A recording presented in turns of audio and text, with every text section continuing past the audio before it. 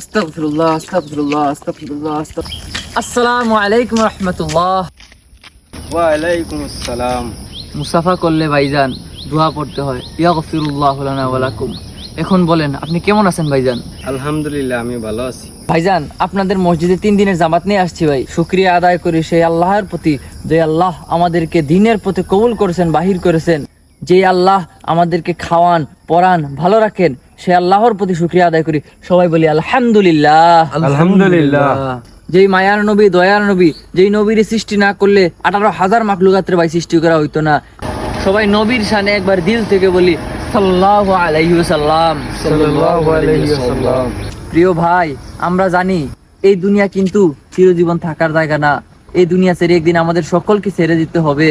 আল্লাহ যেহেতু আমাদেরকে শ্রেষ্ঠ সেই মাখলুকাত হিসেবে তৈরি করছে, আমাদের উচিত সবসময় 5 ওয়াক্ত নামাজ পড়া, আল্লাহর ইবাদত করা। তো ভাই, মসজিদের ভিতরে দিনই আলোচনা হইতেছে, আপনি কি আল্লাহর রাস্তা 10টা মিনিট সময় দিতে পারবেন?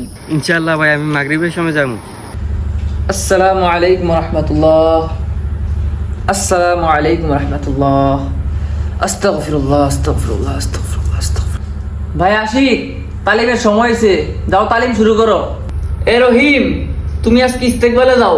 ভাইজান, আল্লাহ তাআলা যেহেতু আমাদের সবাইকে মুসলমান হিসেবে তৈরি করেছে, আমাদের উচিত আল্লাহ তাআলার ইবাদত করা। আল্লাহ তাআলা কুরআনে বলেন, একমাত্র তোমরা শুধু আমার ইবাদত করবে, শুধু আল্লাহর ইবাদত করতে হবে আমাদের সবাইকে। আল্লাহ তাআলা রব্বুল আলামিন আমাদের উপরে 5 ওয়াক্ত নামাজ ফরজ করেছেন।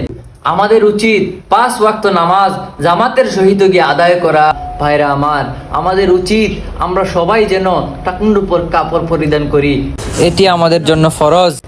কোনো ব্যক্তি যদি আল্লাহর রাসূল সাল্লাল্লাহু আলাইহি ওয়াসাল্লামের একটি সুন্নত যদি সুন্দরভাবে পূরণ করতে পারে, সেই কাল কিয়ামতের দিন আল্লাহ রাসূল সাল্লাল্লাহু আলাইহি ওয়াসাল্লাম তার জন্য সুপারিশ হয়ে যাবেন।